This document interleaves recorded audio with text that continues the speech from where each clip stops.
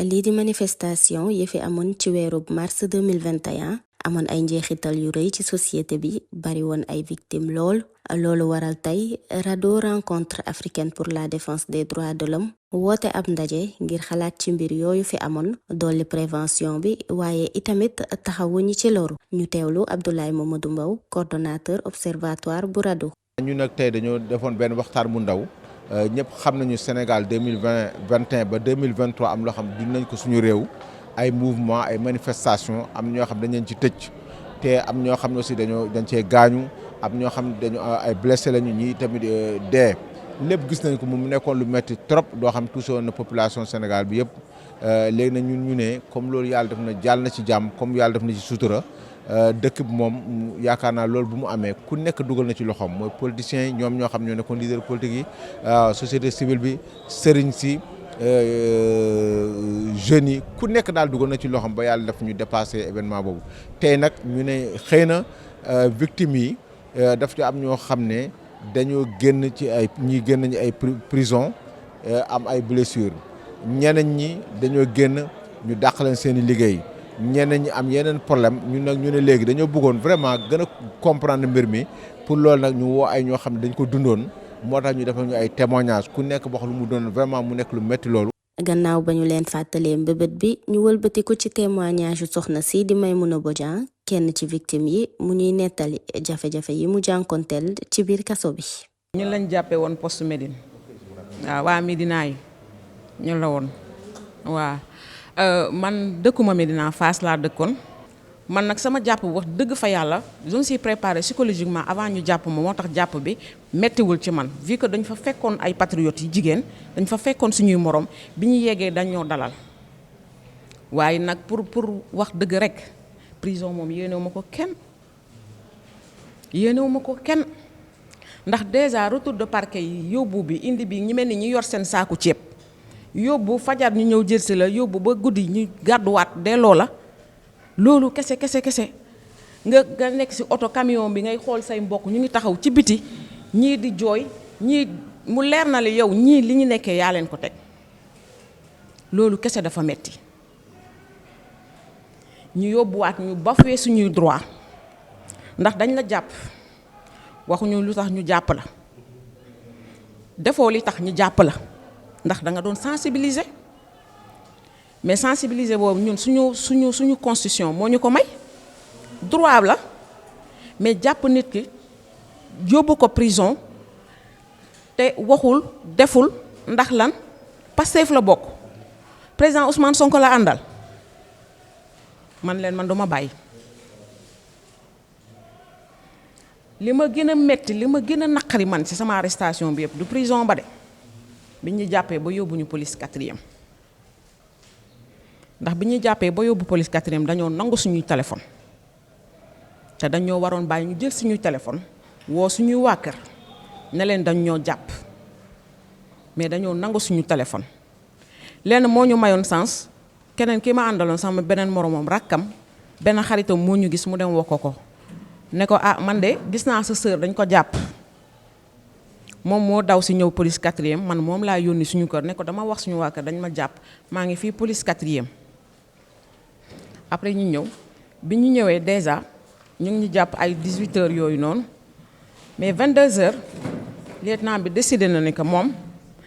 nous on va passer la nuit quoi maanaam duñu bàyyi man nag maman yooyu nag instant yooyu feesoon naa parce que dama yàgg garder benn haine boo xam ne il fallait ma génnee ko bi ñu ma dugalee ci bureau bi suñu avocat ñëw Maître Diagne bi mu ñëwee toog ma ne ko man de wax dëgg yàlla su dee mën naa la ñaan benn affaire man mën naa plaider sama cause naa waxal sama bopp fii que dañuy poser question ngay répondre man mën naa ko defal sama bopp yow toogal rek nga assister ma ñu commencé poser ay questions parce que man bi ma jàppee maa ngi sol Lacoste président Ousmane Sonko defi photom bu mag mu ne ma lan nga ci Pastef ma ne ko Pastef laa bokk ci responsable sama commune ñu ne ma ana sa coordonnateur ma ne gisuma ko su ma ko gisoon sax xam fu mu nekk sax duma leen ko wax gisuma ko waa ji ne ma bon ma ne ko waaw mu ne ma li ngeen demoon manifestation bi ngeen demoon ma ne ko excuse-moi chef loolu du manifestation sensibilisation la mu ne ma si manifestation la parce que amu leen autorisation ma ne ko si ñun suñu droit suñu constitution moo ñu may ñun liggéey bi nga xamante ne gouvernement bi moo ko war a def defu ko ñun ñu wàcc sur le terrain def ko lan mooy problème bi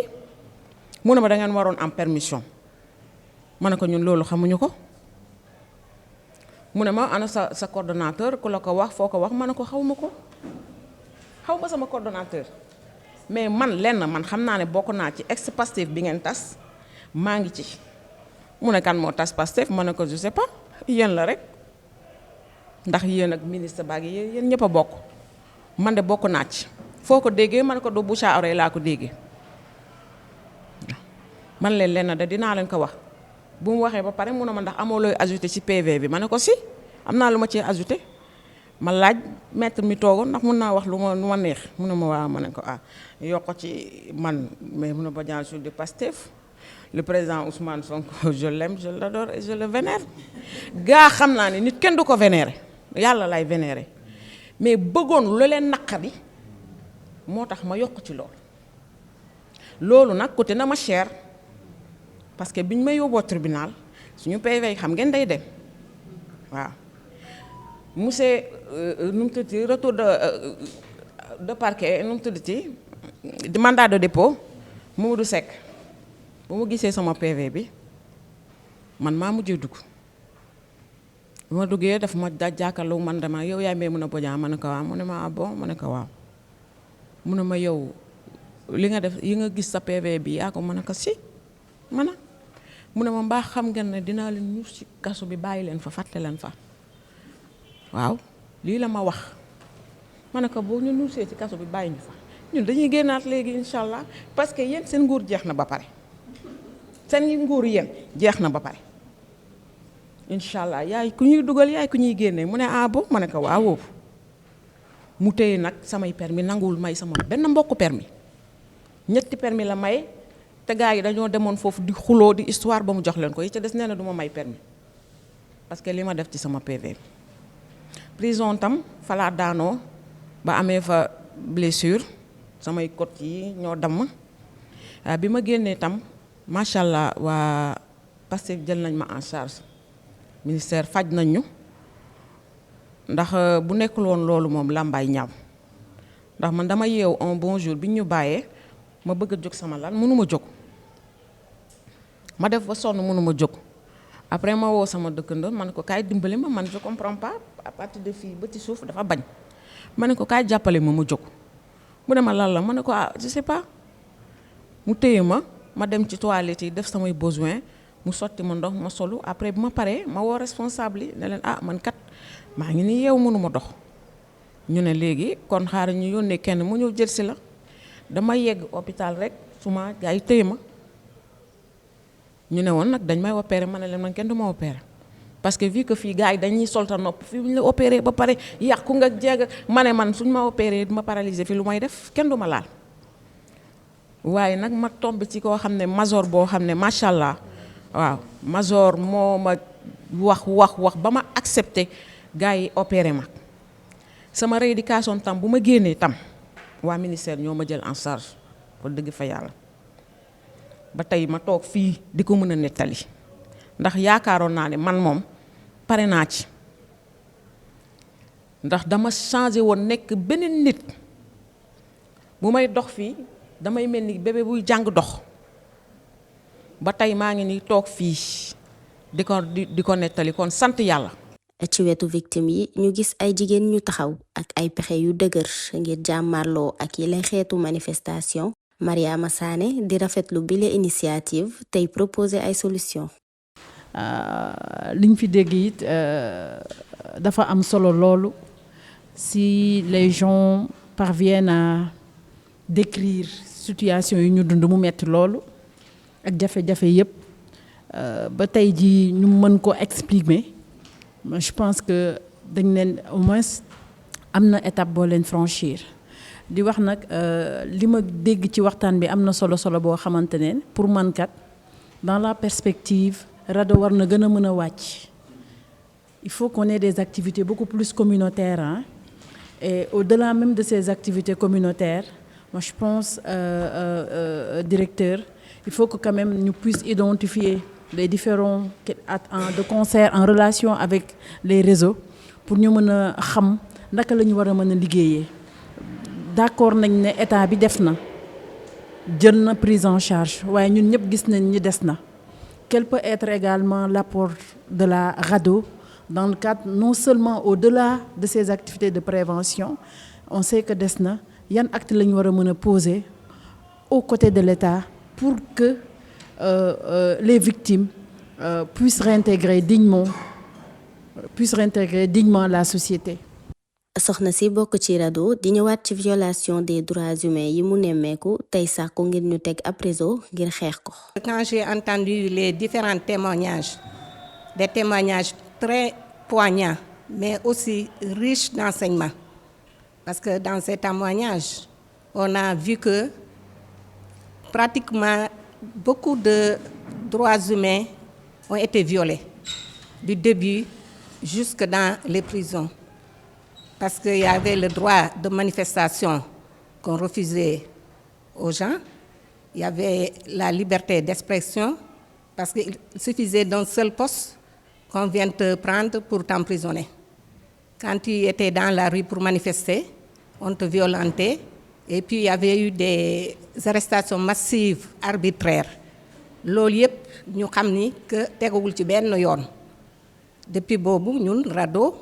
à travers nos communiqués et des actions, on a toujours eu à dénoncer ces situations. Mais mbir mi ñëw na ba fii, defe naa les esprits se sont calmés maintenant et je pense qu'on pourra travailler sereinement